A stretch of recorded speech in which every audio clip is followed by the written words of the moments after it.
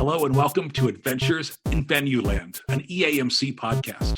This is your all-access pass to go backstage and behind the scenes with some of the brightest minds that cross the scope of the live entertainment industry. I'm Dave Rettelberger. And I'm Paul Hooper. We'll introduce you to some of our favorite people as we dive deep into the world of live touring shows and the venues that host them.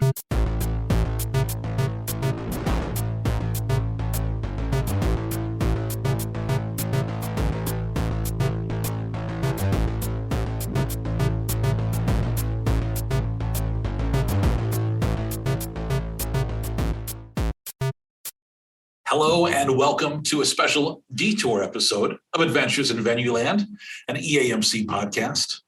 I'm Dave Rettelberger, and along with my co-host Paul Hooper, today's episode is a little bit different. It's a detour or a side trip, a mini bonus episode, if you will, where we take a single serving look at something fun in the live entertainment industry. Paul, will you introduce our guest today?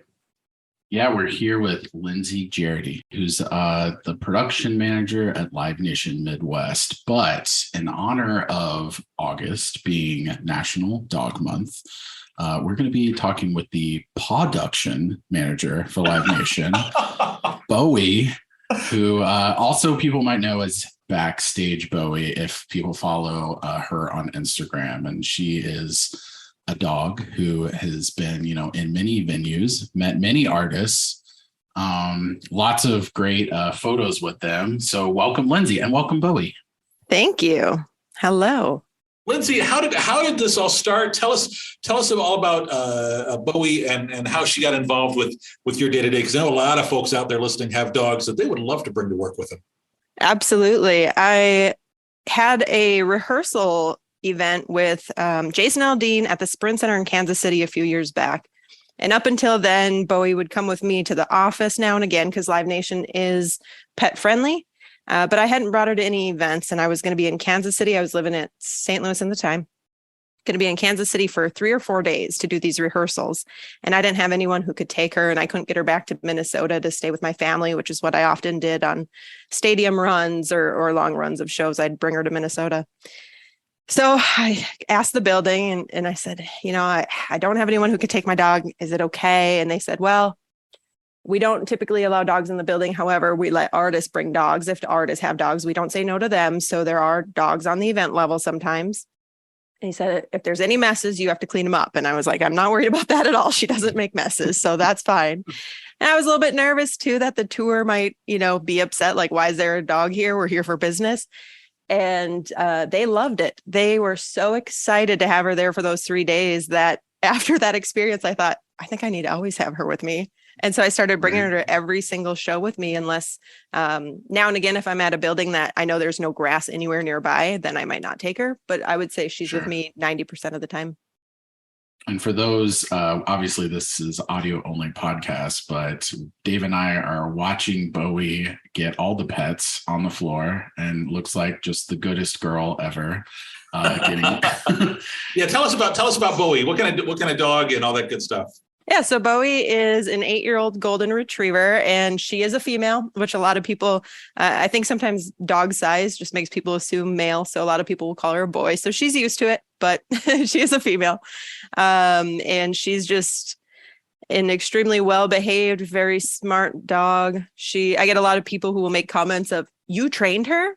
Yes, I trained her because she doesn't make noise. And even at venues, I will leave her with people all the time. And I just say, don't worry, she knows where to find me. And then eventually she pops back into my office. Yeah. Oh, that's so sweet.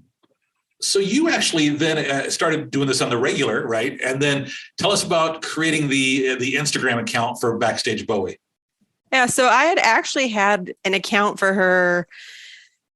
When I got her, I'm very obsessed with golden retrievers. So I used to post a lot about her, and I was like, okay, my Instagram is basically all about Bowie.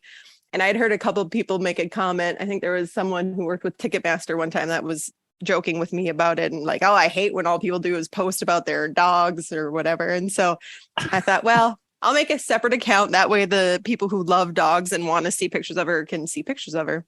And so I think at the time her name was like Golden Bowie Ray or something, just generic. And then once I started bringing her with me to shows, that popped in my head of Backstage Bowie. And so I changed the name to Backstage Bowie. And what I try to always do is on each show, I try to do a photo of the day. So her in front of something to remember the day, basically. And sometimes it gets too busy and I forget. Obviously, Bowie's Instagram is not my priority on a show day. Right. But some show days are just so, so smooth that you have lots of time to kind of wander around and find little photo ops. And other times I was actually telling an artist's wife this, that I'd done like 3 dates with them and I was kind of busy. It was the beginning of their tour. And I didn't get around to getting any photos on a couple of those dates, but every time she'd be there, she would post a photo of Bowie and tag Bowie. So I told her, I was like, hey, thank you for getting content for me. Yes. You've got some great, she's got some with a lot of the backstage welcomes, right? So there's some great stuff. But tell me about the picture with Ghost backstage with at the Ghost show. Yes. Oh, those guys were great. So the band, who's all anonymous, like no one knows who these band members are. They're the ghouls, I believe they're referred to. They were right next to my office. And I wasn't in my normal office because they needed a lot of rooms on that tour. And so they found a little corner for me, but it happened to be right next to the band's office. And so all day long, they were just obsessed with her. And every time I'd walk in the hall, she's out there with like 3 or 4 of them circled around her, petting her. And she's kind of a little skittish now as she's getting older. And it was so funny because this guy came fully dressed in costume, just about to go on stage, and came up to her and she's just giving him kisses. And, she immediately knew who it was, even though he was in costume, because she'd spent the day with him. And so it ended up being a pretty cute photo. And then I got 2 different fan art submitted to her Facebook account through that. People who took the picture of her and this ghoul and turned it into art. And I thought that was some of the coolest. There's been a couple really cool experiences, and that was one of the top, to see fan art of my dog. How about Post Malone, right? Because looks like Post Malone and Bowie got to be good friends. Yes. Yeah, that was a great one too. So that was right before the pandemic. And that was actually also in Kansas City. So I had been chatting with his tour manager earlier in the day, Angie, and she had asked like, oh, he loves dogs. Could I bring her back there? And I said, absolutely. If I'm not in my office, just grab her. She'll go with you. And so sure enough, I came back to my office at one point and Bowie was not there. And then all of a sudden she comes back and Angie showed me the picture and she's like, you have to see this. It's so cute. And I was like, oh my gosh, he's wearing a golden retriever on his t-shirt. You couldn't have planned for a better photo op. Right. And I hate to do this because I've never done this, but can I get that photo? I was like, I want to post it on her social so bad because none of the photos that she has with anyone, I've never asked for. It's always been someone on the tour that made me do it. So I had like the Backstreet Boys, the girl who ran those VIPs, I had met on the Halsey tour. So she already knew Bowie. And so she told me earlier in the day, hey, come here at 7:00. I had no idea what was going on at 7:00. And so she wanted to get a photo with the boys. And so with this one, I actually did ask if I could get the photo. I wasn't in the room, didn't even know what happened. But once I saw it, I was like, that is the cutest photo. And so we went through all the right channels, got permission from the rest of the team that, we weren't going to get in trouble if we posted it. But I would say that's her most liked and most, when I meet people, the picture they talk about the most. And he was so nice. So that was in Kansas City that the picture happened. And then 2 days later, we had him in St. Louis.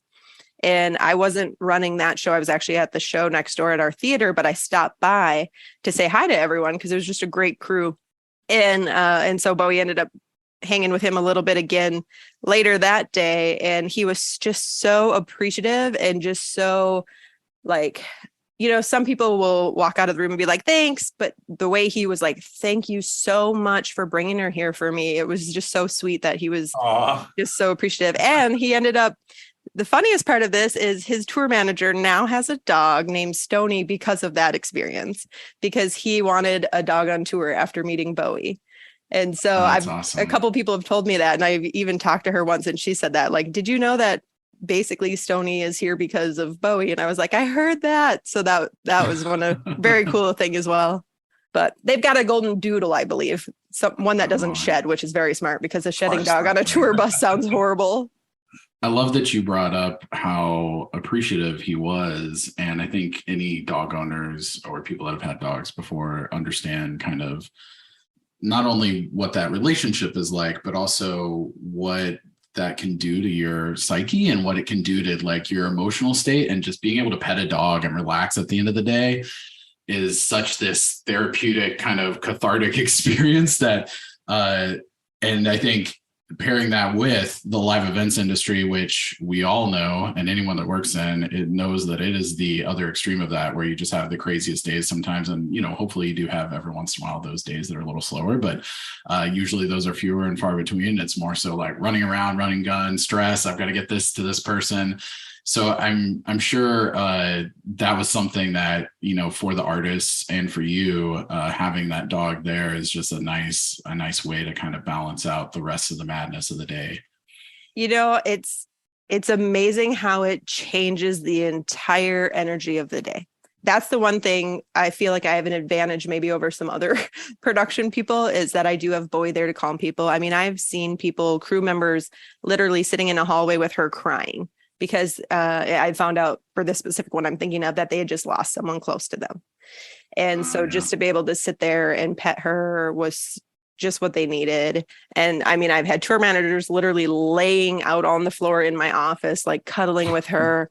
I had a production manager whose wife was allergic and he loved dogs but couldn't have them. And so he spent a lot of time with her. But I even had an experience where our stage was not quite centered to the room like it was supposed to be when the tour walked in. And the production manager made a joke where he said, "You're lucky you have Bowie here, or I'd be yelling already." and although it was a joke, it's so true, because I have watched how she changes people. It's so fascinating to see.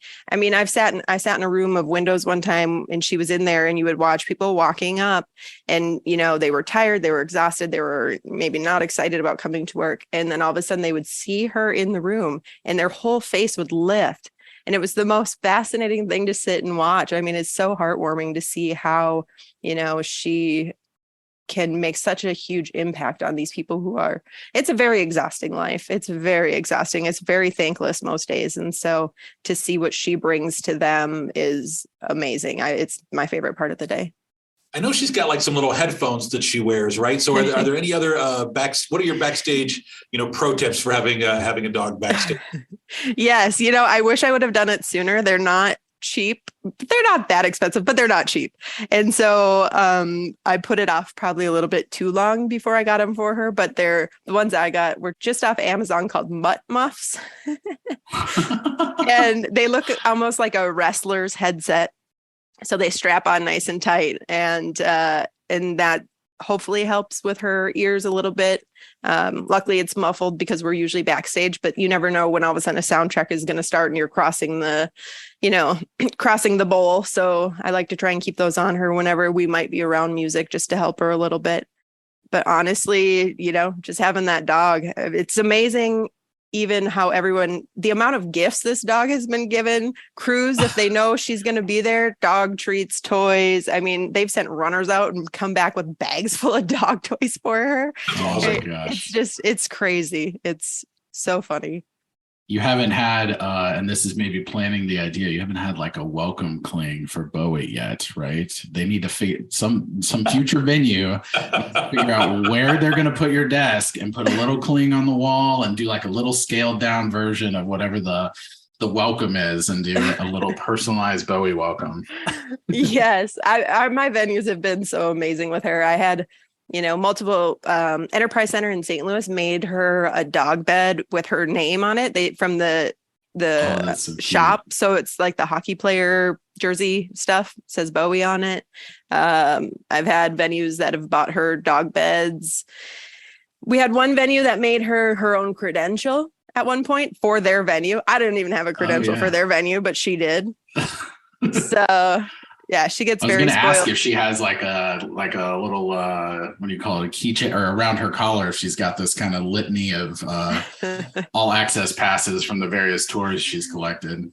She does have a few. My favorite is the country ones now have started doing more like small miniature laminates because a lot of them have their families out on the road with them. Sure. And so they've made them for basically dogs and kids. And so they're just these little mini laminates, and she's got a couple of those, and they're the cutest thing. Oh, that's so funny. But she does have a bunch of credentials on her little dog travel bag that carries her food and everything. Hey, Lindsay, if somebody wants to follow along with your adventures or Bowie's adventures, what are the social handles? So Bowie is at Backstage Bowie, and she is only on Instagram. That's enough. That's enough. One social is plenty. For now. Yeah. TikTok coming soon. No, I'm just kidding. Yes. And I am at Lindsay_Jardy on Instagram. Well, Lindsay, we always have a blast with you at the marketing conference and appreciate your help so much over the years there. And I appreciate you making the time, you and Bowie both, for making the time for us today.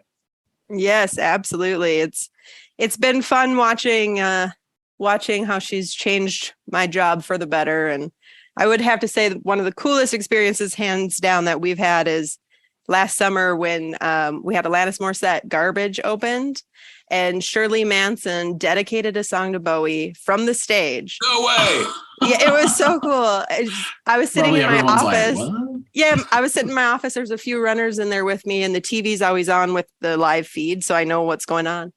And all of a sudden she says, this next song is dedicated to Bowie, the dog backstage. And all of our heads just whipped to the TV. Like, did we just hear that? And she gave a little speech about like how people should be more like Bowie and all this kind of stuff. And I happened to see her after the show backstage, and I saw her and I just smiled and I said, that was the coolest thing that's ever happened. And she awesome. She goes, she's the sweetest dog in the world. And I was like, we need to scour YouTube for that video. I know. I asked the team at the amphitheater, I said, is there any chance we record it? And they were like, no, absolutely not. And I was like, yeah, that makes sense. That's the right answer. On that note, thanks to everyone for listening to this special detour episode of Adventures in Venueland. Remember, you can subscribe and find more episodes wherever you listen to your favorite podcasts. We'd love your 5-star reviews so you can help others find us. Until the next adventure, I'm Dave Rettelberger. And I'm Paul Hooper. Thanks for listening, everyone.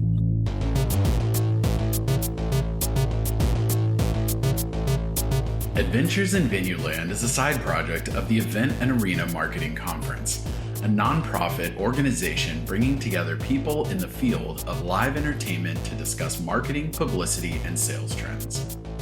Find out more at eventarenamarketing.com. Audio editing and mixing by Camille Faulkner. Design and digital advertising by Megan Ebeck. Copywriting and publicity by Samantha Marker. Guest booking and brand strategies by Paul Hooper. Guest research by Dave Rettelberger. Marketing strategies by Paul Hooper, Megan Ebeck, and Samantha Marker. Thanks for joining us. Until the next adventure.